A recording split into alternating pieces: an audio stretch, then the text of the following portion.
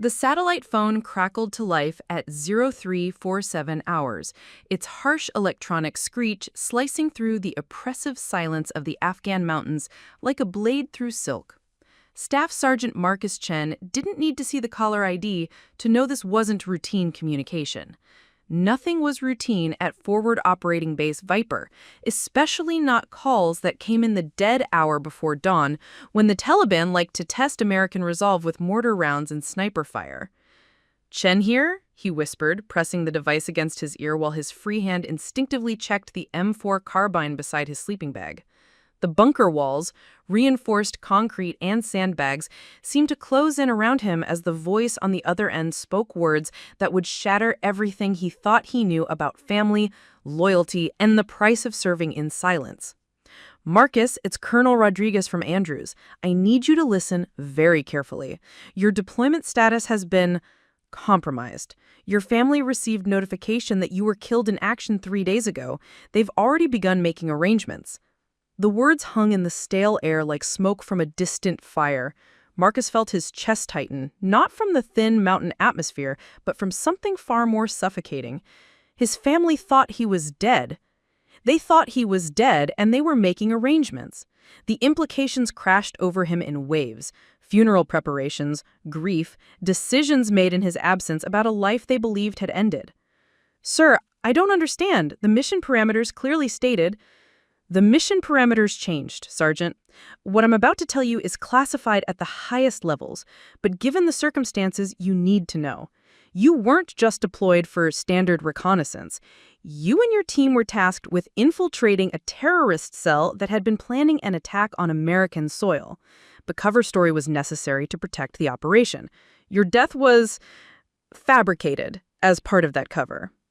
Marcus sat up, his sleeping bag falling away like shed skin. Around him, the other members of his 5-man team slept fitfully, unaware that their existence had been erased from official records, that their families had been told they were heroes who died serving their country. Corporal James Bulldog Williams, the kid from Tennessee who sent letters home every week, Sergeant First Class Maria Santos, whose daughter had just started kindergarten, Private First Class Tommy Lynn, barely 19, whose mother lit candles for him at church every Sunday. "How long, sir? How long have we been dead?" 72 hours. Marcus, I need you to understand something. This isn't just about operational security anymore.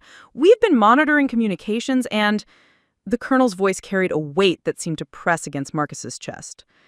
"Your family's reaction to your death has been unusual." The bunker suddenly felt smaller, the air thinner. Marcus gripped the satellite phone until his knuckles turned white. "Unusual how?"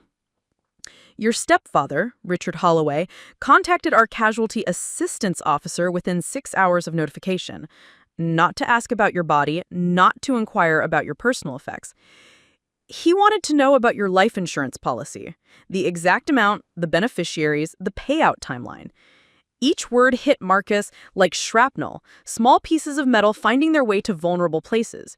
He thought of Richard, the man who had married his mother when Marcus was 16, who had always seemed more interested in the family's financial portfolio than family gatherings. Richard, who had pushed Marcus toward military service not out of patriotic pride, but because he'd calculated the benefits package. Your mother, Patricia, scheduled an appointment with the insurance company before they'd even finished the notification process. She also contacted a real estate agent about selling the house you co-owned in Virginia. The world tilted slightly, the way it did during mortar attacks when the ground shifted beneath your feet. Marcus had bought that house with his combat pay and deployment bonuses, thinking it would be a place for him to return to, a foundation for whatever came after the army. His mother was listed as co-owner for legal purposes, something his stepfather had insisted would simplify estate planning. "But sir, there's more, isn't there?" Marcus found himself asking, though part of him dreaded the answer. "Your sister Amanda has been quite vocal on social media about her grief. However, our monitoring shows she's been coordinating with your mother and stepfather about dividing your assets. They've established a group chat called Marcus Estate Planning. The messages..." Colonel Rodriguez paused, and Marcus could hear papers rustling. "The messages suggest they're more concerned with who gets what than with mourning your loss." The satellite phone felt heavy in Marcus's hands, dense as a piece of fallen satellite. Outside the bunker, he could hear the first murmurs of his team stirring. Soon they would wake to another day of pretending to be dead, another day of carrying out a mission that required them to sacrifice not just their lives, but their identities. There's something else, Marcus, something that changes everything. Sir? Your younger brother, David. He's the only one who seems genuinely devastated. He's been asking questions, demanding to see your body, insisting on details about how you died. He's becoming problematic for the family's plans. Marcus closed his eyes and saw David's face, 15 years old, still believing in heroes and happy endings. David, who had always looked up to his big brother, who wrote emails asking about Army life and what it was like to serve your country. David, who apparently was the only one mourning a brother he thought was gone forever. The family has scheduled an intervention, Marcus. They want to have David committed for psychiatric evaluation. They claim his grief is unhealthy, that he's becoming unstable. Your stepfather has already consulted with lawyers about having him declared mentally incompetent so they can make medical decisions on his behalf. The pieces of the puzzle fell into place with horrifying clarity. Without Marcus there to protect him, David had become an obstacle to the family's financial plans. A grieving 15-year-old boy standing between them and an insurance payout, a house sale, whatever other assets they could liquidate in the name of their dead son and stepson. Sir, I need to get home. That's exactly what you can't do, Sergeant. Your mission is ongoing. The terrorist cell you've infiltrated is planning something major, something that could cost hundreds of American lives. But I'm calling because you have a choice to make, and you need to make it now. Marcus stood up in the confined space, his head nearly touching the bunker's ceiling. Outside, the first pale fingers of dawn were creeping across the mountains, casting long shadows that reminded him of the distance between who he was and who his family thought he had been. What kind of choice, sir? We can maintain your death status until the mission concludes, which could be another 3 months. Your family will have time to complete their plans, but your brother will likely be institutionalized. Or we can arrange for you to be found, severely injured, memory issues, but alive.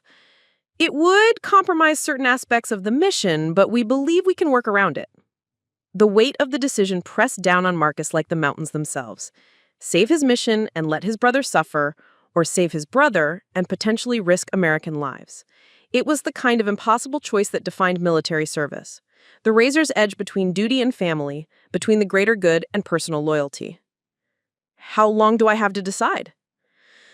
David's psychiatric evaluation is scheduled for tomorrow morning. Once that process begins, it becomes much harder to reverse. You have until sunset, local time, 21 hours. The satellite phone went dead, leaving Marcus alone with the weight of secrets and the sound of his team beginning to wake up. Soon, Bulldog would be asking about the morning briefing. Santos would be checking her equipment for the day's reconnaissance. Lynn would be writing another letter home to parents who thought he was dead. But Marcus would be thinking about David, 15 years old and alone, standing against a family that saw their grief as an opportunity and their love as a transaction. A boy who was about to be learned that sometimes the people who are supposed to protect you are the ones you need protection from. As the sun rose over the Afghan mountains, Marcus Chen began to understand that some battles aren't fought with weapons, and some enemies don't wear uniforms. Sometimes the most dangerous combat happens at home, in living rooms and lawyers' offices, where love is measured in dollars and loyalty has an expiration date. The satellite phone sat silent beside him, but its message echoed in the growing light. He had 21 hours to choose between saving strangers and saving the only person who truly mourned him. 21 hours to decide whether being dead was worth staying alive for. Marcus tucked the satellite phone into his gear and stepped outside the bunker. The morning air was sharp with the scent of dust and distant cooking fires from the village below. His team was already moving through their morning routines, weapons checks, equipment maintenance, the careful rituals that kept soldiers alive in hostile territory. "Sarge, you look like hell," Bulldog observed, his Tennessee drawl carrying concern. "Bad dreams?" "Something like that," Marcus replied, accepting the cup of coffee that Santos handed him. The liquid was bitter and strong, exactly what he needed to cut through the fog of revelation and decision that clouded his mind. As he sipped the coffee, Marcus found himself studying his teammates with new eyes. These were the people he'd chosen to die with, officially speaking. Their families had received the same devastating phone calls, the same carefully worded letters expressing regret and gratitude for their sacrifice. But what were their families doing with that grief? Were they planning funerals or estate sales? Were they mourning sons and daughters, or calculating inheritance tax? The satellite phone buzzed against his chest, a text message this time, brief and encrypted. Family meeting tonight, 8 p.m. EST. Topic: David's situation. Timeline accelerated. Decision needed by 1600 local. -R. 4 o'clock this afternoon, Marcus looked at his watch, 0715. He had 8 hours and 45 minutes to choose between duty and family, between the mission that had made him officially dead, and the brother who might need him to come back to life. "Sarge," Lynn called out from the communications station they'd set up in a converted storage room. "We're getting chatter on the encrypted channels. Sounds like our friends may be moving up their timeline." Marcus walked over to where the young private was hunched over radio equipment that officially didn't exist, monitoring communications from people who officially weren't there. The irony of their entire situation seemed to compound with every passing minute. What kind of chatter? References to the celebration being moved to next week, multiple mentions of packages being ready ahead of schedule, and Lynn looked up with eyes that seemed older than his 19 years. They're talking about American casualties in a way that sounds like they're planning something specific. The weight of the decision pressed heavier on Marcus's shoulders. If the terrorist cell was accelerating their timeline, it meant American lives were at risk sooner than anticipated. Every day he and his team remained dead and operational could mean the difference between preventing an attack and counting bodies afterward. But it also meant that David had less time before their family's intervention, less time before a 15-year-old boy who was guilty of nothing more than loving his brother would be declared mentally incompetent and institutionalized. "Keep monitoring," Marcus told Lynn. "I want updates every 30 minutes. "Roger that, Sarge." Marcus walked back outside, where the sun was now fully above the mountains, casting the valley in sharp relief. The village below looked peaceful, smoke rising from cooking fires, children playing in dusty streets. It was the kind of scene that reminded you what you were fighting for, why the mission mattered. But it was also the kind of scene that made you think about home, about the people who were supposed to be there when you returned. Marcus had always assumed his family would be waiting, grateful for his service, proud of his sacrifice. He'd never imagined they would see his death as an opportunity. The satellite phone buzzed again. This time it was a voice call from a number he didn't recognize. "Sergeant Chen?" The voice was young, uncertain. "Who is this?" This is David. Your brother, David." Marcus felt his heart stop. "David, how did—" "I stole Mom's phone and found the casualty officer's number. I've been calling everyone, asking questions about you. They finally gave me this number and said I could talk to someone about getting your body home." The pain in his little brother's voice cut deeper than any physical wound Marcus had ever sustained. Here was genuine grief, raw and unfiltered, from the one person who truly mourned his loss. "David, They want to put me in a hospital, Marcus. They say my grief is unhealthy, that I need professional help. But I'm not crazy. I just know my brother, and I know he wouldn't leave me alone with them. You wouldn't just die and leave me to deal with this by myself." The trust in David's voice was absolute, unshakable. Here was a 15-year-old boy who believed in his brother with a faith that transcended death itself. A boy who was about to be punished for that faith by the very people who should have been protecting him. "David, listen to me very carefully. Whatever happens, remember that you're not alone. And remember that sometimes the people we trust the most are the ones who—" The line went dead. Marcus stared at the phone, realizing that someone had probably discovered David making the call. His little brother was now more isolated than ever, and the intervention was probably being moved up. The decision was no longer about choosing between duty and family. It was about choosing between saving lives and saving the one person whose love had proven genuine. It was about deciding whether Marcus Chen would stay officially dead to serve his country or come back to life to protect the only family member who actually deserved saving. As the sun climbed higher over the Afghan mountains, Marcus began to understand that some choices transcend military protocol. Sometimes being a good soldier means being a good brother first. The satellite phone sat heavy in his hands, waiting for the call that would determine not just his fate, but the fate of everyone he had ever loved or sworn to protect. Before Afghanistan, before the fake death and the satellite phones, Marcus Chen's life had been built on routines that felt as solid as the foundation of the Virginia house he'd bought with his deployment savings. Every morning at 0500, he would wake without an alarm, a habit ingrained from years of military discipline.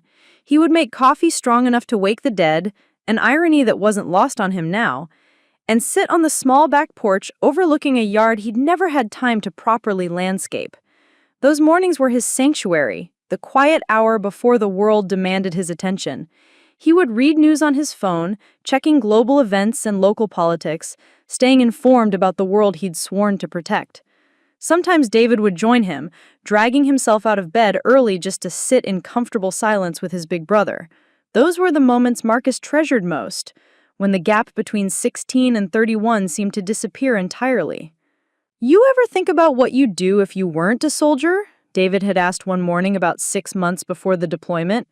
He was stirring sugar into coffee that was probably too strong for a teenager, but Marcus had never been one to treat his little brother like a child. "Honestly, no. The Army's been my life since I was 18. Hard to imagine anything else." "But there has to be something, right? Some dream you had before all this?" Marcus had set down his coffee and really considered the question. Before the Army, before his stepfather's financial calculations and his mother's practical concerns, what had he wanted? The memory came back slowly, like a photograph developing in a darkroom. "I wanted to teach," he said finally. "History, maybe. Help kids understand that the stories in textbooks actually happened to real people with real families and real fears." David's face had lit up with an enthusiasm that made Marcus's chest tight with something he couldn't quite name. "That's perfect. You could tell them about all the places you've been, all the things you've seen. You could make it real for them." "Maybe someday," Marcus had replied, not really believing it himself. The Army had plans for his career, and those plans didn't include civilian classrooms and teenage questions about the Revolutionary War. But now, sitting in an Afghan bunker with his family's betrayal fresh in his mind, that conversation felt prophetic. Teaching meant helping young people navigate difficult truths, meant being the kind of adult who listened when teenagers said something didn't feel right. David had been asking for exactly that kind of guidance, and instead of finding it at home, he had to call a dead brother to get someone to believe him. The morning routine had been Marcus's anchor in a life that often felt unmoored. After coffee and news, he would go for a run through his neighborhood, a subdivision of modest homes filled with military families and government contractors. The similarity was comforting. People who understood the rhythm of deployments and homecomings, who knew better than to ask too many questions about where you'd been or what you'd done. Mrs. Patterson, his elderly neighbor, always waved from her front porch, where she sat shelling peas or reading romance novels with covers she tried to hide when he jogged past. She'd lost her husband in Vietnam and understood military life in ways that civilians never quite grasped. When Marcus left for Afghanistan, she'd pressed a tin of homemade cookies into his hands and made him promise to write. "Not to your family," she said, with the directness of someone who'd earned the right to speak plainly. "Write to me. Tell me how you're really doing, not how you think you should be doing." He'd kept that promise, sending her postcards from bases he couldn't name, describing sunsets over mountains he couldn't identify. She wrote back with news from the neighborhood and updates about her garden, never asking for details he couldn't give. It was the kind of relationship that felt more like family than his actual family had ever managed. Would Mrs. Patterson have sold his house while his body was still warm? Would she have calculated the value of his life insurance before arranging his funeral? The questions felt obscene, even in his own mind. But the contrast was unavoidable. A neighbor who barely knew him had shown more genuine concern than the people who shared his blood. After his run, Marcus would shower and eat breakfast while reviewing whatever files or reports required his attention. Even stateside, there was always paperwork, always some crisis in some distant place that needed a sergeant's input. But he approached the work with the same methodical care he brought to everything else, understanding that attention to detail could mean the difference between mission success and disaster. The contradiction of his personality had always puzzled those who tried to understand him. In professional settings, he was precise, authoritative, someone who could make life or death decisions without hesitation. But with people he cared about, especially David, he became gentle, patient, willing to explain the same concept a dozen different ways until it made sense. "You're like two different people," his ex-girlfriend Sarah had told him during one of their last conversations. "At work, you're Sergeant Chen, all business and protocol. At home, you're just Marcus. And sometimes I think you're too good for your own good." She'd meant it as criticism, but Marcus had taken it as a compliment. The ability to be both strong and gentle, both decisive and compassionate, felt like balance rather than contradiction.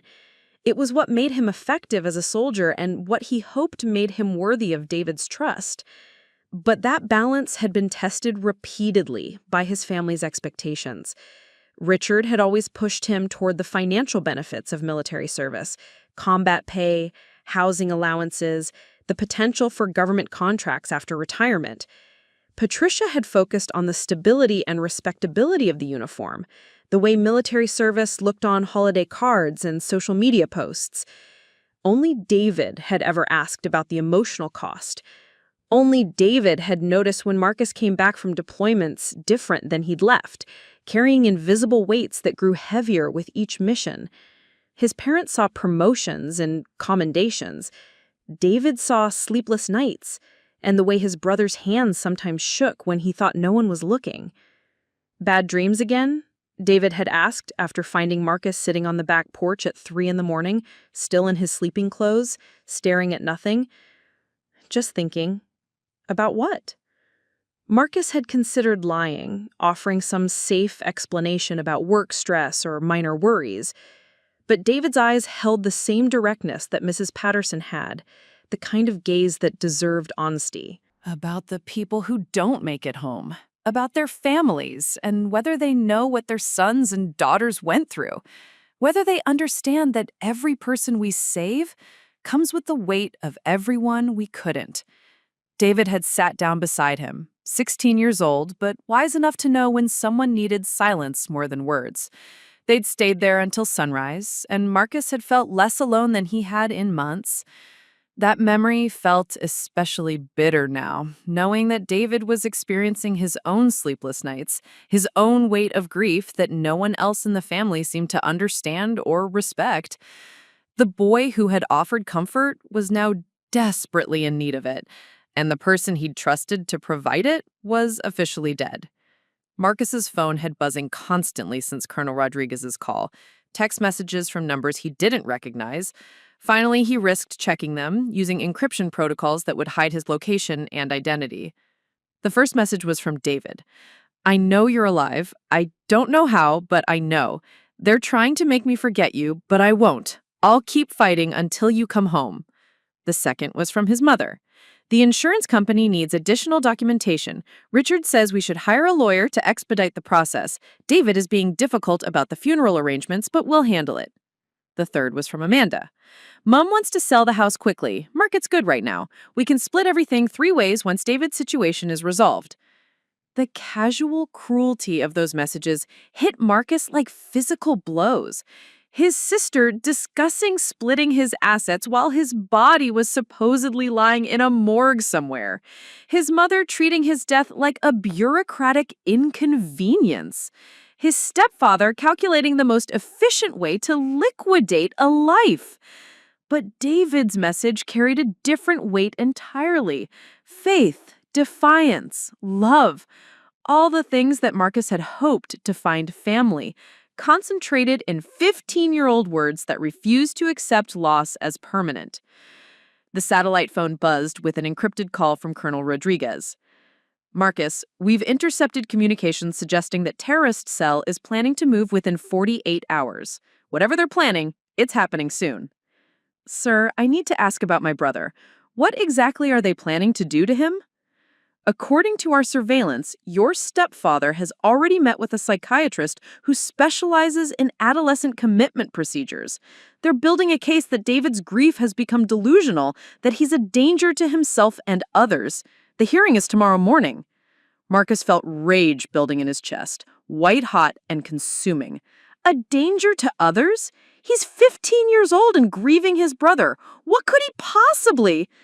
They're claiming he's been making threats against the family, saying he's going to expose some kind of conspiracy.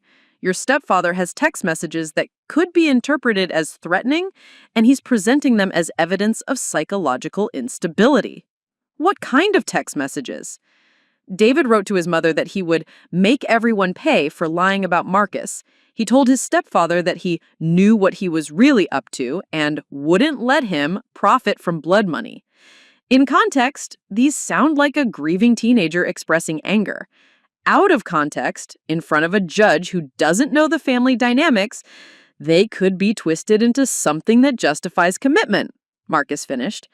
The tactical thinking he developed in the military kicked in, analyzing the situation like a combat scenario.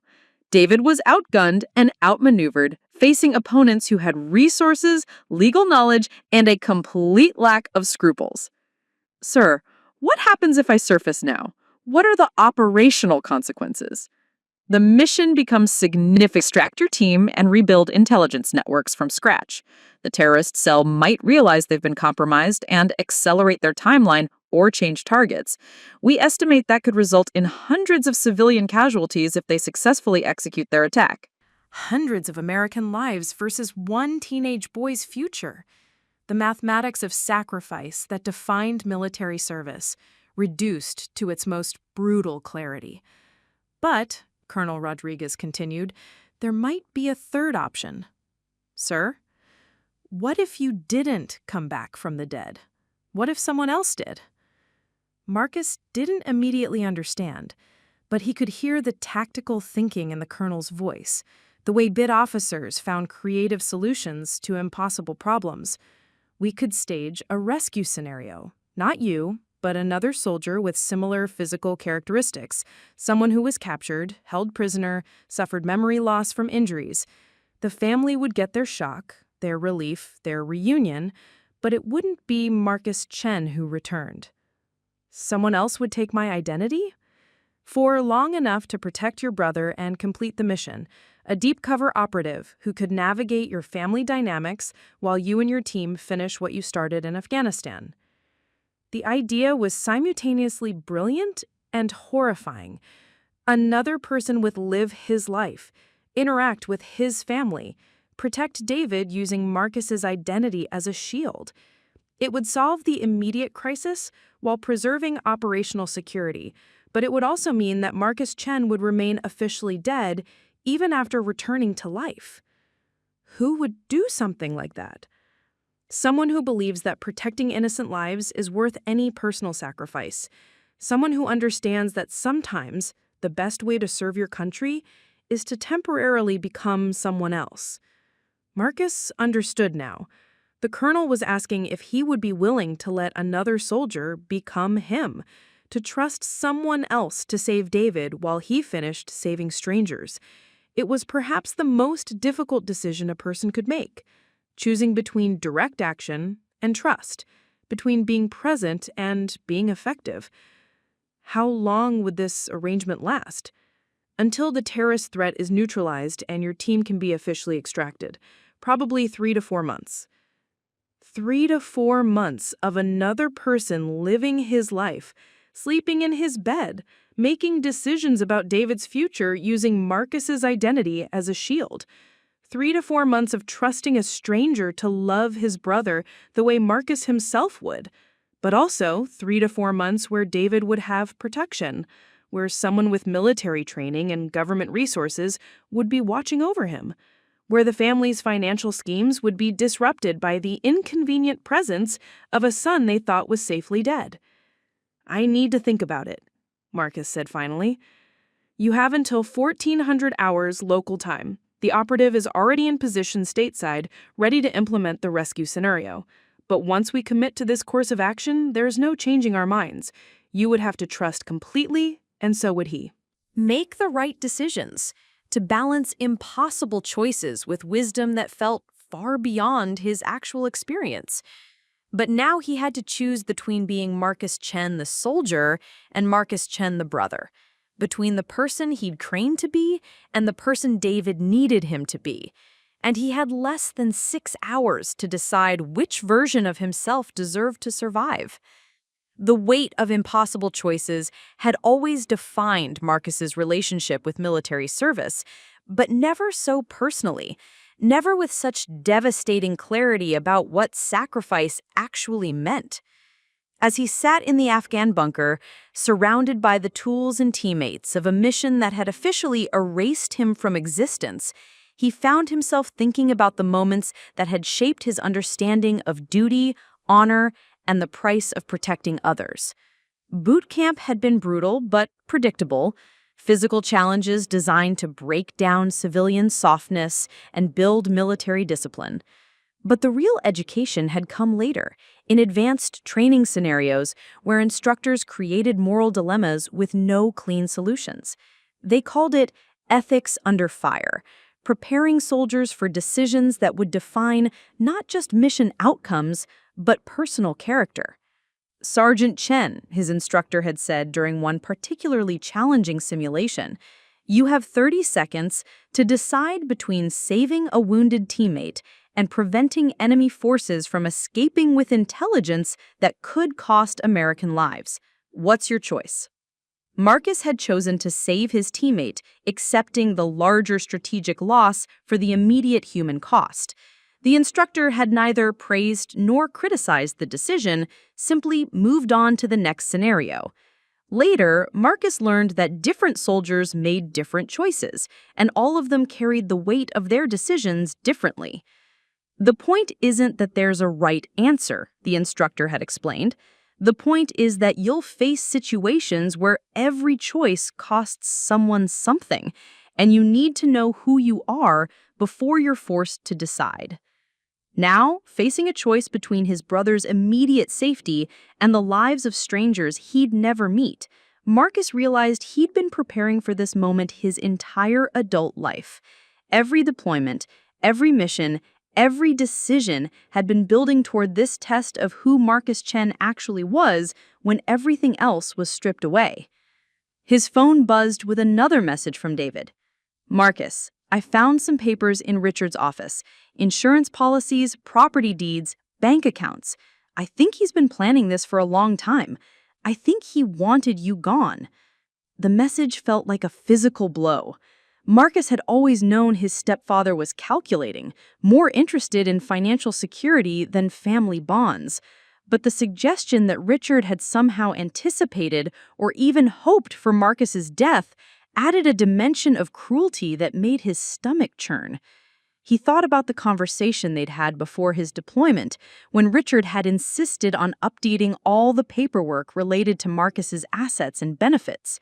At the time, it had seemed like practical planning, the kind of responsible financial management that Richard prided himself on. But now, viewed through the lens of David's discovery, it felt more like preparation for an opportunity. Had Richard known about the classified nature of Marcus's mission? Had he somehow learned that there was a possibility his stepson might disappear without a trace, creating the perfect scenario for financial gain without the messiness of actual grief? The questions multiplied like enemy fire coming from directions Marcus hadn't expected. He realized he'd been thinking about his family as victims of circumstance, people who'd received devastating news and were responding poorly to grief. But what if they weren't victims at all? What if they were opportunists who'd been waiting for exactly this kind of chance? Another text from David. I tried to tell Mom about the papers, but she said I was looking for conspiracy theories because I couldn't accept your death. They've scheduled an emergency meeting with the psychiatrist for tonight instead of tomorrow. They're scared I'm getting too close to something. The timeline was accelerating on both fronts. The terrorist cell was moving faster than anticipated, and David's family was moving to silence him before he could expose whatever scheme they'd been planning. Marcus felt trapped between two clocks, each counting down toward disaster for people he was sworn to protect. Corporal Williams approached with a concerned expression. "Sarge, you've been staring at that phone for 20 minutes. Everything okay back home?" "Define okay," Marcus replied, then immediately regretted the bitter tone. His team didn't deserve to carry the weight of his family's betrayal, especially when they were dealing with their own versions of being dead to the people they loved. "Want to talk about it? Sometimes helps to get it out." Marcus looked at Williams, bulldog to his friends, and saw genuine concern in eyes that had witnessed too much for someone barely 25. Here was a person who cared about Marcus's well-being, not because of shared blood or legal obligations, but because they'd chosen to serve together, to trust each other with their lives. If you found out your family was using your death to steal from you, and the only person who cared enough to fight for your memory was in danger because of it, what would you do? Williams would quiet for a long moment, processing the hypothetical that clearly wasn't entirely hypothetical. "I guess I'd have to decide whether being dead was worth staying alive for," he said finally. The phrase hit Marcus with unexpected force. Being dead was worth staying alive for. It captured the paradox of their entire situation. They had to remain officially deceased in order to continue living their mission, serving their country, protecting people who would never know they'd been saved. But what happened when the cost of staying dead became higher than the value of the mission itself? What happened when the people you died to protect included someone who needed you to come back to life? Bulldog, can I ask you something personal? Shoot, Sarge. Do you ever wonder if your family really understands what we're doing out here? Not just the mission, but the sacrifice. The fact that we're willing to disappear completely if that's what it takes. Williams kicked at a loose stone, considering the question with the seriousness it deserved. My dad served in Desert Storm. He gets it, I think, but my mom? He paused, pulling out a worn photograph of a woman with kind eyes and graying hair. She lights candles at church every Sunday, prays for my safe return.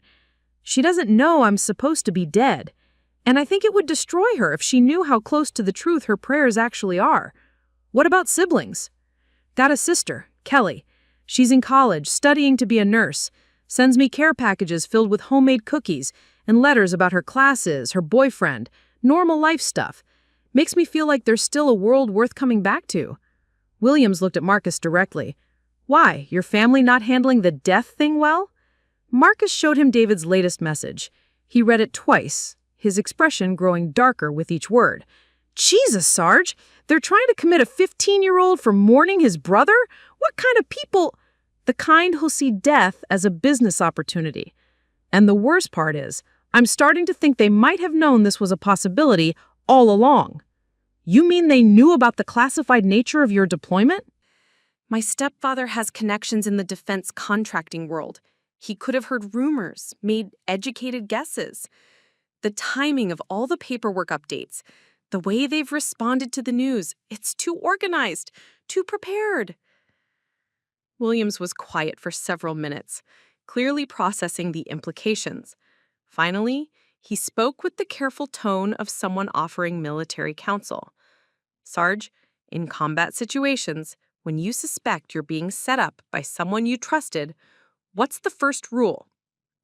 Assume the worst-case scenario and plan accordingly. Right. So, if your family has been planning this, if they've been waiting for an opportunity to cash in on your death, then your brother isn't just an obstacle to their financial plans. He's a witness to premeditation. The tactical assessment sent chills through Marcus's chest.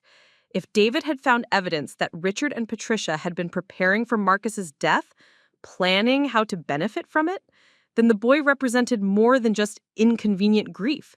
He represented potential criminal exposure. They're not just trying to silence him because he's disrupting their mourning process, Marcus said, understanding flooding through him. They're trying to discredit him before he can expose them. And once he's been declared mentally incompetent, anything he says about finding evidence gets dismissed as delusion. It's actually a pretty sophisticated plan. Marcus felt sick. He'd been thinking about his family as greedy opportunists, but the reality might be much worse. They might be criminals who had been planning to profit from his death long before it officially happened, and now they were willing to destroy a 15-year-old boy to protect their scheme. His phone buzzed again. This time, it was a group message that included his mother, stepfather, and sister. Emergency family meeting moved to 6 p.m. tonight. Dr. Morrison will attend via video call to assess David's condition. Commitment paperwork will be prepared for immediate filing if necessary. Richard. The clinical language made Marcus's blood run cold. They were discussing his little brother like a problem to be solved, a variable to be managed in their equation of profit and loss. But David's response to the group message showed the courage that Marcus had always admired in him. I'm not crazy, and I'm not going to let you steal from my brother's memory. I have copies of everything I found, and if you try to lock me up, those copies go to people who will know what to do with them. The message was followed immediately by a private text to Marcus. I don't know if you can see this, but I made copies of all the papers I found. I hid them somewhere safe, and I wrote a letter explaining everything. If something happens to me, Mrs. Patterson next door has instructions to give everything to the FBI. Mrs. Patterson. The elderly neighbor who had asked Marcus to write to her, who understood military families and the price of service. David had chosen well. She would be exactly the kind of person who would follow through on a promise to a 15-year-old boy, who would understand the gravity of the situation even if she didn't fully understand the details. I realized I had been approaching this situation with too much faith in family bonds and too little understanding of criminal motivation. My stepfather wasn't just a greedy opportunist. He was potentially a sophisticated white-collar criminal who had been planning the scheme for months or even years. The satellite phone rang again with another encrypted call from Colonel Rodriguez. Marcus, we've been monitoring your family's communications. We need to talk about what your brother found. Sir? The documents David discovered include insurance policies that were modified just weeks before your deployment with beneficiary changes that your stepfather made without your knowledge. There are also property transfers that were backdated to make it appear as though decisions were made months ago when they were actually executed after your death notification. That's fraud. It's multiple counts of fraud, insurance fraud, forgery, and potentially conspiracy if we can prove they knew about the classified nature of your mission. Your brother has stumbled onto evidence of serious federal crimes. Marcus felt the pieces clicking into place with terrifying clarity. Sir, they're going to have him committed tonight, emergency psychiatric evaluation, based on claims that his grief has made him delusional. We're aware. And Marcus, there's something else you need to know. Your stepfather's business connections include relationships with people who've been flagged by federal investigators for potential ties to foreign intelligence services. The words hit Marcus like incoming artillery. Foreign intelligence services? His stepfather might not just be a criminal, he might be a traitor. Sir, are you saying... I'm saying that your family situation has become a national security matter. If your stepfather has been providing information about military personnel and their deployments to foreign contacts, then your brother isn't just a witness to insurance fraud, he's a witness to treason. The magnitude of the situation crashed over Marcus in waves. David wasn't just fighting to preserve his brother's memory, he was unknowingly fighting to expose a conspiracy that could involve selling American military secrets to enemy nations. What are our options, sir? The operative I mentioned earlier, he's not just a deep cover specialist. He's a federal investigator who's been tracking your stepfather's activities for months. We've been waiting for the right opportunity to move, and your brother's discoveries have provided exactly the evidence we need. Marcus felt a strange mixture of relief and terror. Help was coming, but the scope of the danger was far beyond anything he had imagined. When does he move? Tonight, during the family meeting. He'll surface as you, injured, memory problems, but alive. While your family is dealing with the shock of your return, federal agents will be executing search warrants and making arrests. What about David? Your brother will be protected, and his evidence will be crucial to the prosecution. He's actually been incredibly smart about how he's handled this situation. The copies he made, the way he's documented everything, he's built a case that federal prosecutors dream about. Marcus thought about David, 15 years old and facing down criminals who were willing to destroy him to protect their secrets.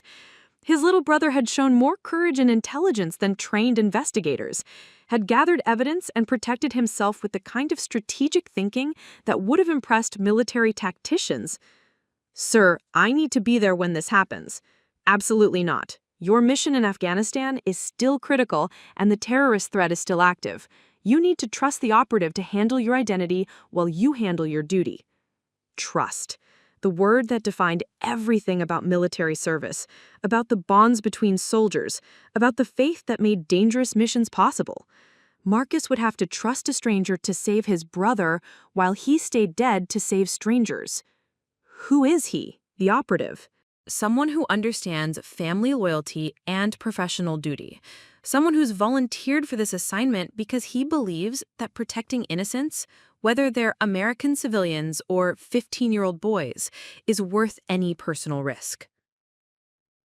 As Marcus processed the information, he realized that his impossible choice had been transformed into something else entirely. He wasn't choosing between saving David and completing his mission. He was choosing between direct action and trust, between being physically present and being strategically effective. The satellite phone crackled with static, then cleared. "Marcus, I need your decision in the next hour. The operative is in position, the federal task force is ready to move, and your brother needs protection tonight. Do you trust us to save your family while you save your country?" Marcus looked around the bunker at his teammates, at the people who had chosen to serve alongside him, to share the burden of being officially dead for the greater good. They had all made the choice to trust each other with their lives, to believe that their sacrifice mattered, even when no one would ever know their names. Now he had to make the same choice about his family, had to trust professionals he'd never met to protect the person who mattered most to him in the world. "Yes, sir," Marcus said finally. "I trust you to bring my brother home safely." "Copy that, Sergeant. Operation Family Guardian is a go." The next 6 hours unfolded like a tactical operation conducted across 2 time zones and multiple levels of deception. While Marcus and his team prepared for what could be their final push against the terrorist cell in Afghanistan, a federal task force was positioning itself around his family home in Virginia, and a man Marcus had never met was preparing to become him. Agent Michael Torres had volunteered for deep cover assignments before, but never one that required him to literally become another person's identity while that person remained alive and operational. The psychological complexity was unprecedented. He would need to convince a family that he was their dead son and brother while simultaneously gathering evidence of their crimes and protecting a 15-year-old boy who had become an unwitting federal witness. Torres studied Marcus's file with the intensity of an actor preparing for the role of his lifetime. Military service records, family photographs, personal communications, psychological profiles, everything that could help him understand not just who Marcus Chen was, but how he thought, how he moved, what he valued most deeply. The key to deep cover is never breaking character, even when you're alone. You have to become the person so completely that even you believe it. But this assignment required something more complex than becoming someone else. Torres had to become Marcus while also being enough of himself to conduct a federal investigation, protect an innocent teenager, and navigate family dynamics that included potential treason. The extraction story had been crafted with meticulous attention to plausible detail. Marcus had been captured during a classified operation, held prisoner for days, subjected to interrogation and psychological pressure that had caused temporary memory loss and significant trauma. He had escaped during an enemy transport, been found by Allied forces, and was now recovering in a military medical facility with gaps in his memory and confusion about recent events. It was the kind of story that would explain any inconsistencies in behavior or memory, while also justifying federal oversight of his recovery and reintegration with his family. Meanwhile, in Afghanistan, Marcus was preparing for what intelligence suggested would be the terrorist cell's final operational meeting before executing their attack on American soil. The irony wasn't lost on him that while federal agents prepared to save his family from domestic enemies, he was working to save strangers from foreign ones. "Sarge, you sure you're good for this?" Santos asked, as they checked their surveillance equipment one final time. "You've been distracted all day, and we can't afford any mistakes tonight." Marcus looked at her with appreciation for her directness. Maria Santos had always been the kind of soldier who prioritized mission success over personal feelings, but she also understood that personal concerns could compromise operational effectiveness. "I'm good," Marcus said, and realized he meant it. The decision to trust others with David's safety had lifted a weight from his shoulders, allowing him to focus completely on the mission that required his immediate attention. "My family situation is being handled by people better qualified than I am. Tonight, I'm exactly where I need to be." Santos nodded, satisfied by his tone and body language. "Then let's go catch some terrorists." The terrorist cell had established their final meeting point in a compound 10 kilometers from the Pakistani border, a location that provided multiple escape routes if their plans were discovered. Marcus's team had spent weeks infiltrating their communications network, learning their operational procedures, identifying key personnel. Tonight's mission was both surveillance and direct action. They would document the final planning session, identify targets and timelines, and, if necessary, eliminate key personnel to prevent the attack. It was exactly the kind of complex operation that required every team member to be completely present and focused. As they moved through the Afghan darkness toward their target, Marcus found himself thinking about the parallel operations happening half a world away. By now, Torres should be in position at the military hospital, preparing to make contact with Marcus's family. Federal agents would be conducting final surveillance of Richard's business activities, documenting connections that could prove treason charges. And David would be sitting in a family meeting, facing people he trusted with evidence of their betrayal, not knowing that help was coming in the form of a brother he thought was dead. The compound appeared through their night vision scopes exactly as intelligence had described, a cluster of small buildings surrounded by defensive positions, guards armed with automatic weapons, vehicles positioned for rapid departure. The terrorist cell was taking their operational security seriously, which suggested that whatever they were planning was significant enough to justify extensive precautions. "Target building confirmed," whispered Lynn through their communication system. "I count 6 individuals inside, multiple electronic devices active." "Copy that," Marcus replied. "Santos, Williams, establish overwatch positions. Lynn and I will advance for close surveillance." The next hour required every skill Marcus had developed in years of special operations, moving silently through hostile terrain, positioning surveillance equipment, documenting conversations in languages he barely understood. But the terrorist cell's operational leader was educated in American universities and conducted much of the meeting in English, making their intelligence gathering significantly more effective. What they heard confirmed their worst fears and exceeded their most pessimistic projections. "The packages are in place in 3 cities," the leader was saying. "New York, Washington, Los Angeles. Simultaneous detonation will maximize casualties and psychological impact." Marcus's blood froze. 3 major American cities, coordinated attacks, maximum casualties. This wasn't just terrorism. It was an attempt to fundamentally alter American society through mass murder. Timeline remains unchanged, another voice continued. 48 hours from now, during the morning rush hour, the brothers in each city have confirmed their readiness. 48 hours. Marcus quickly calculated time zones and realized that meant the attacks were scheduled for the same morning that David's supposed to have his psychiatric evaluation, the same time that Torres should be revealing himself as the supposedly dead Marcus Chen. The coordination felt too perfect to be coincidental, and Marcus began to wonder if the timing of his family's emergency intervention with David was somehow connected to the terrorist timeline.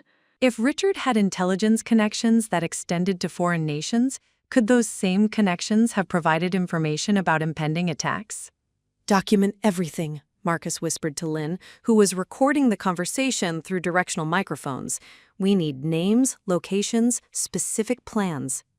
Over the next 2 hours, they gathered intelligence that would prevent one of the largest terrorist attacks in American history. 3 truck bombs positioned near subway entrances during morning rush hours, designed to maximize civilian casualties and economic disruption. The level of planning and coordination suggested state sponsorship and months of preparation. But as they prepared to extract with their intelligence, Marcus's satellite phone buzzed with an emergency communication from Colonel Rodriguez. "Aboard surveillance and prepare for immediate extraction," the message read. "Family situation has become critical. Federal operation compromised. Agent Torres needs immediate backup." Marcus felt his tactical focus shatter as personal concern crashed over him like a flash flood. Something had gone wrong with the plan to protect David, and now both operations, the one to save his brother and the one to prevent mass murder, were in jeopardy. "Team, we have new orders. Prepare for emergency extraction." "What about the intelligence?" Santos asked. "We haven't identified all the targets yet." "The intelligence we have will have to be enough. We have a more immediate crisis." As they began their withdrawal from the terrorist compound, Marcus's phone rang with a direct call from Torres. The agent's voice carried stress and urgency. "Marcus, your stepfather knew we were coming. He's been monitoring federal communications through his intelligence contacts. When I showed up at the hospital claiming to be you, he immediately called people who told him it was a setup." "Where's David?" "That's the problem. Your stepfather moved the psychiatric evaluation up by several hours. David was taken to a private facility this afternoon before we could implement our protection plan. By the time federal agents arrived at your family home, he was already committed." Marcus felt tactical thinking kick in automatically, processing the crisis like a combat situation. "What kind of facility?" "Private psychiatric hospital owned by shell companies that trace back to some of Richard's business partners. It's not subject to normal oversight, and they can hold patients indefinitely if they claim medical necessity." "So David is essentially being held prisoner." "That's our assessment. And Marcus, there's something else. The facility has connections to foreign intelligence services. We think your stepfather isn't just stealing from your estate, he's been selling information about American military personnel to enemy nations for years."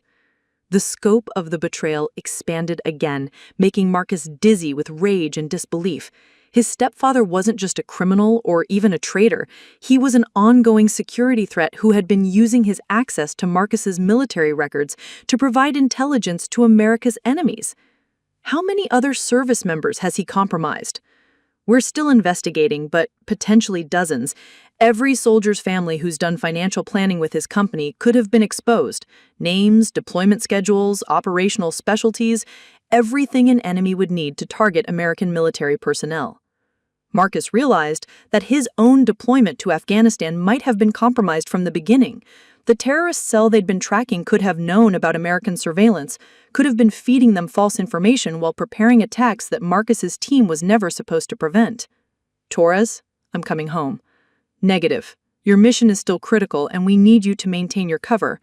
I can handle the family situation while you complete your operational objectives." My brother is being held prisoner by people who have been selling American military secrets to terrorists, and you want me to stay in Afghanistan? I want you to trust the system, Marcus. Federal agents are working to locate David, and I'm in position to provide immediate assistance once we have actionable intelligence. Marcus looked around at his team, who were efficiently packing surveillance equipment while monitoring for pursuit from the terrorist compound. These people had trusted him with their lives, had accepted official death in order to serve their country. They deserved to complete their mission, to prevent the attacks that could kill hundreds of American civilians. But David was his brother, his responsibility, his family in the truest sense of the word. How could he choose between strangers and the one person who had never stopped believing in him? Marcus, Torres continued, your brother is smart and brave. He's survived this long by being careful and strategic. He can survive a little longer while we do this the right way. What if he can't? What if they decide he's too dangerous to keep alive? The satellite phone was quiet for several seconds. Then we make sure that doesn't happen, Torres said finally. But we do it professionally, with backup plans and legal authority. We don't do it by abandoning critical missions and rushing into situations where emotion compromises judgment. Marcus understood the wisdom in Torres's words, but understanding didn't make the choice any easier. Military training emphasized trusting your team, following orders, prioritizing mission success over personal concerns. But family loyalty demanded immediate action, personal presence, the kind of direct intervention that only a brother could provide. Sarge, Santos called from her overwatch position, we've got movement from the compound. Looks like they know we were here. The tactical situation was deteriorating rapidly. If the terrorist cell had detected their surveillance, it meant the element of surprise was lost, and their extraction could turn into a running firefight. But it also meant that the terrorists might accelerate their timeline, moving up the attacks to prevent American intervention. All units, prepare for combat extraction, Marcus ordered, his military training overriding personal concerns. We move in 60 seconds. As his team prepared for what could be a deadly withdrawal under fire, Marcus made the most difficult decision of his military career. He would trust Torres to save David, while he stayed dead long enough to save 3 American cities from terrorist attacks. But he would also begin planning for what would happen after the mission was complete, when Marcus Chen officially came back from the dead to settle accounts with the people who had betrayed his family and his country. The extraction began as enemy fire erupted from the compound, automatic weapons lighting up the Afghan night with deadly precision. Marcus and his team moved with practiced efficiency, providing covering fire while withdrawing to their extraction point 3 kilometers away. Contact left, Williams shouted as muzzle flashes appeared from a ridgeline.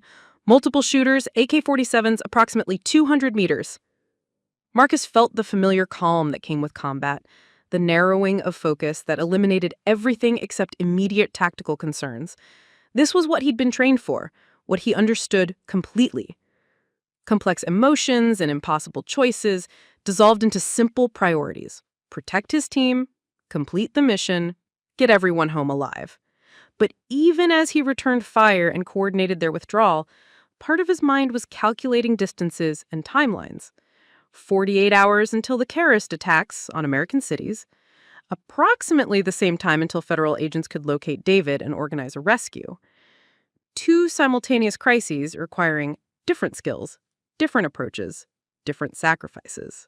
Santos, how's our 6? Marcus called, as they bounded from cover to cover, using military movement techniques perfected over years of combat operations. Clear for now, but I can hear vehicles starting up at the compound. They're organizing pursuit. The satellite phone buzzed against Marcus's chest as they moved. A text message from Torres. Located David's facility. Federal task force mobilizing. Need 12 hours for proper approach.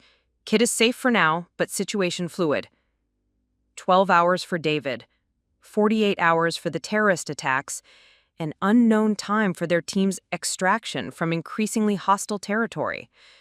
Marcus felt the weight of multiple timelines converging, creating pressure that threatened to crush even the most disciplined military mindset.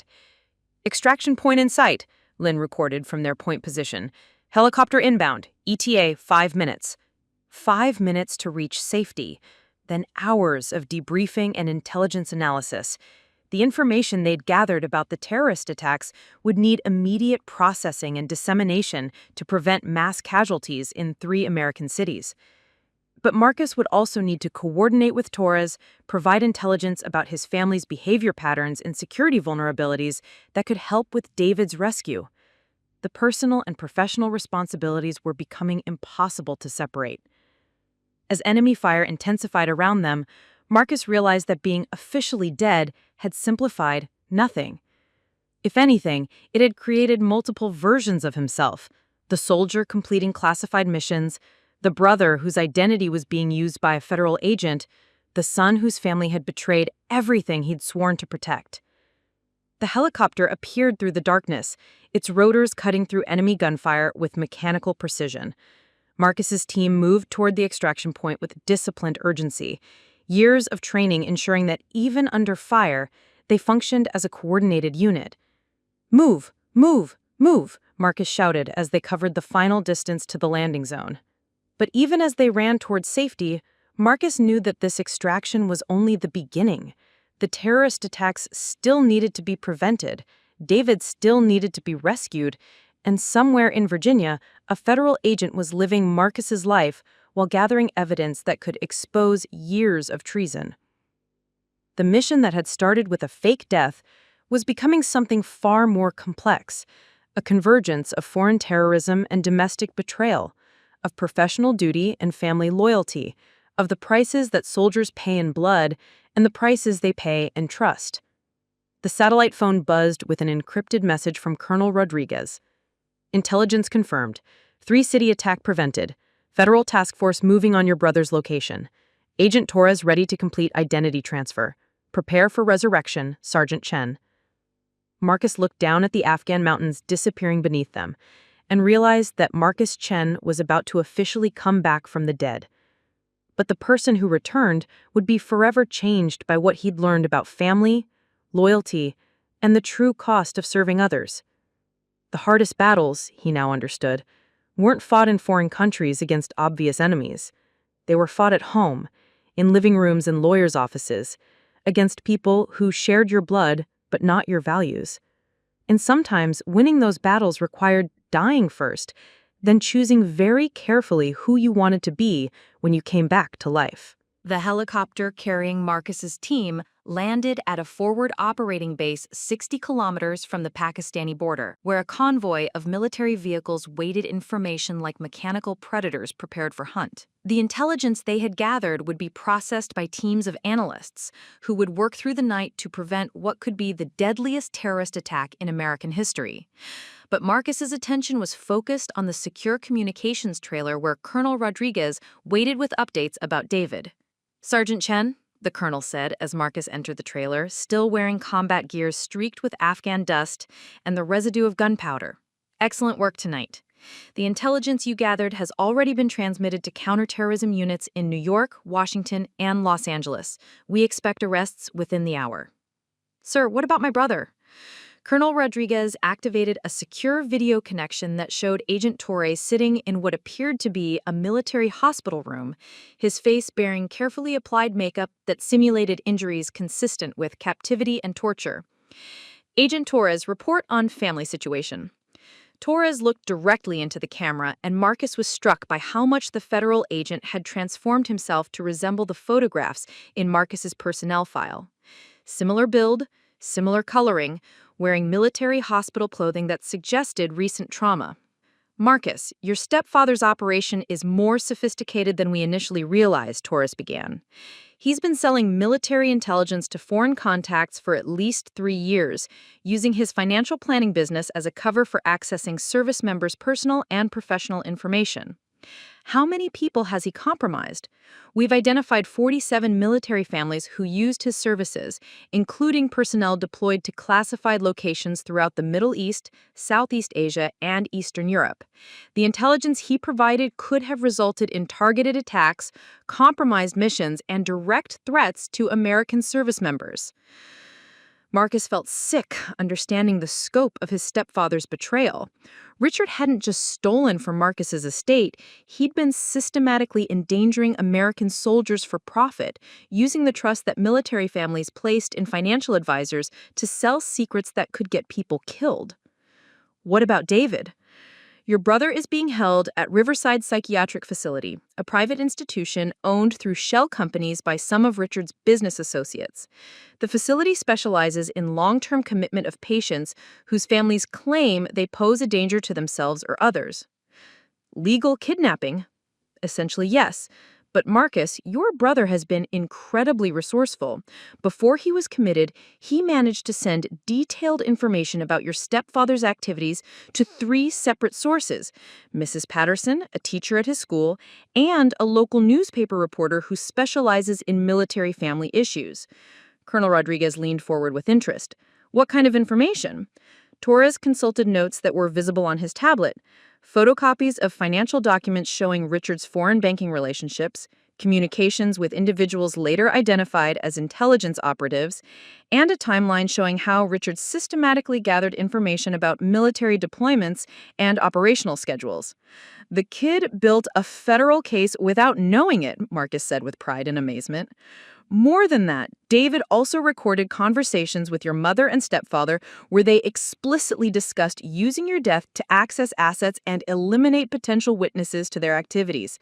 He essentially documented a conspiracy in real time. Marcus thought about David, 15 years old and facing down criminals who were willing to destroy him to protect their secrets. His little brother had shown courage that would be impressive in a trained investigator, let alone a teenager who was supposed to be grieving. How do we get him out? Federal task force is positioning around the facility now, Colonel Rodriguez answered. But we need more than just a rescue operation. We need David's testimony and evidence to build cases that will prevent Richard's intelligence network from continuing to operate. Torres nodded. Which is why we need you to officially come back from the dead tonight, Marcus. Your return will shock your family into revealing information they've been hiding, and your brother's rescue will be coordinated with arrests that will roll up the entire intelligence operation. Marcus understood the tactical logic, but the personal complexity felt overwhelming. When this happens, when I officially surface, what's my story? How do I explain being alive?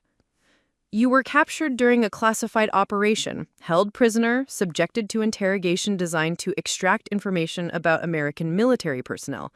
You escaped during transport, were found by Allied forces, and have been recovering in a secure medical facility while investigators determined the scope of intelligence compromise. Memory issues? Selective amnesia regarding certain classified details, but clear memory of personal relationships and family dynamics. You'll remember enough to be emotionally authentic, but not so much that you compromise ongoing operations.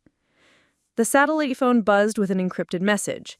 Federal task force in position, target facility surrounded, awaiting your authorization to proceed with family notification and facility assault. Marcus realized that everything had led to this moment: the fake death, the classified mission, the discovery of his family's betrayal, the terrorist plot they'd prevented, and now his official resurrection. Multiple operations were converging on a single point in time where Marcus Chen would return from the dead to save his brother and help prosecute traitors. Sir, I'm ready to come back to life. Colonel Rodriguez activated another secure communications channel. All units, this is Control. Operation Family Guardian is authorized. Execute, execute, execute.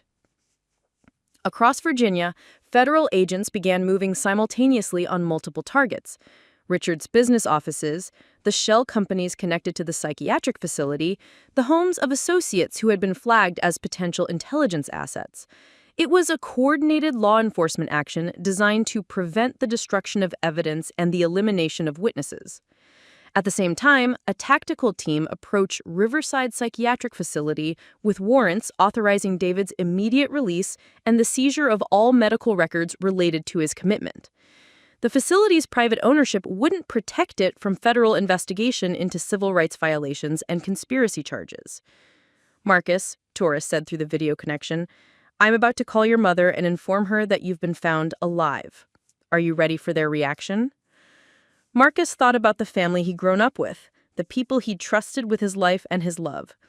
In a few minutes, they would learn that their carefully orchestrated plans had been destroyed by the inconvenient survival of the son they were willing to sacrifice for money. Agent Torres, when you make that call, record everything. I want documentation of exactly how they respond to learning I'm alive. Copy that. The video screen split to show Torres dialing Marcus's family phone number. After 3 rings, Patricia answered with a voice that sounded strained and exhausted. Hello? Mrs. Holloway, this is Agent Torres with the Department of Defense. I'm calling with news about your son, Marcus Chen. What kind of news? Patricia's voice carried wariness rather than hope. Ma'am, your son has been found alive. He was captured during his mission but managed to escape. He's currently recovering at Walter Reed Medical Center and is asking to see his family. The silence on the phone lasted nearly 30 seconds. When Patricia finally spoke, her voice carried shock, but not the relief that would be expected from a mother learning her son was alive. That's impossible. We were told he was killed in action. We've already made arrangements. I understand this is shocking news, ma'am, but I need to inform you that Marcus is eager to see his family, particularly his brother David. He's been asking about David constantly. David isn't available right now. He's receiving medical treatment for his grief. This news might be too overwhelming for him in his current condition. Marcus felt rage building in his chest as he listened to his mother try to prevent him from seeing his brother, even after learning he was alive. She was still prioritizing her conspiracy over David's well-being, still treating her younger son like an obstacle to be managed. Ma'am, with respect, I think David would want to know that his brother is alive. Agent Torres, you don't understand the family dynamics here. David has been having psychological difficulties, making up stories about conspiracies and fraud. Learning about Marcus might make his condition worse. Through the video connection, Marcus could see Torres's expression harden as he realized the depth of Patricia's deception. She was still trying to discredit David's discoveries, even knowing that Marcus was alive and would eventually learn the truth. Mrs. Holloway, I need to inform you that federal investigators have been looking into some irregularities regarding your son's estate. There may be legal issues that need to be resolved before Marcus can return home. The silence this time lasted even longer. When Patricia spoke again, her voice carried fear. What kind of irregularities? Questions about asset transfers, insurance policies, and some of your husband's business relationships. Nothing that can't be sorted out, but Marcus will need to be involved in the resolution. Can we see him at the hospital? Visiting hours begin at 0800 tomorrow. Marcus is looking forward to seeing his family. Torres ended the call and looked directly into the camera. Marcus, your mother's first concern wasn't your well-being or her relief at your survival. Her first concern was protecting whatever scheme she and her stepfather have been running. Did you get it all recorded? With every word, with legal authorization. This conversation will be part of the evidence against them.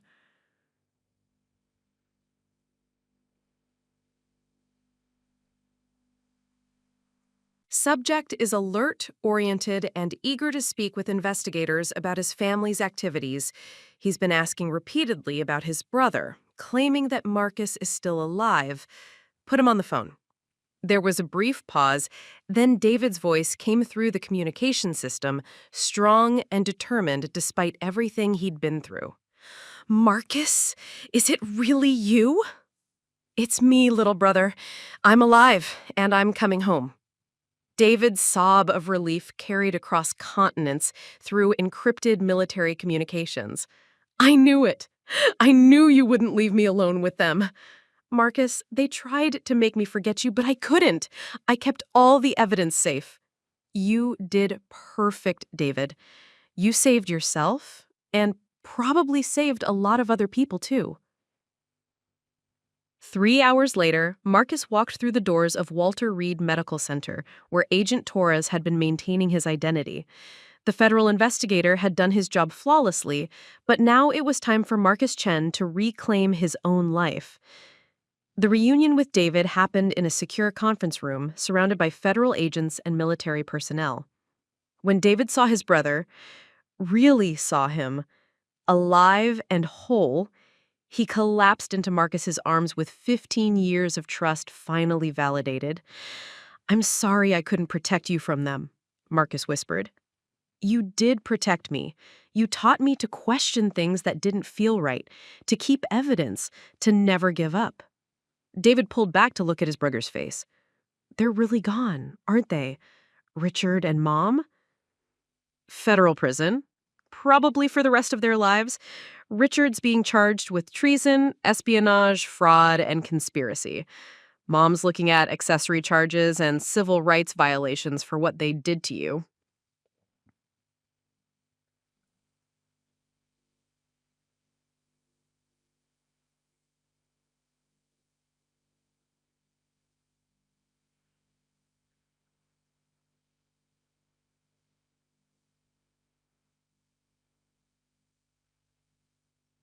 Family isn't about blood. It's about who shows up when everything falls apart. Marcus smiled, thinking about teammates who'd chosen to die with him, federal agents who'd risked their lives to save a stranger, and a 15-year-old boy who'd refused to believe that love could be counted in dollars. "Yeah," he said, "that's exactly what family is."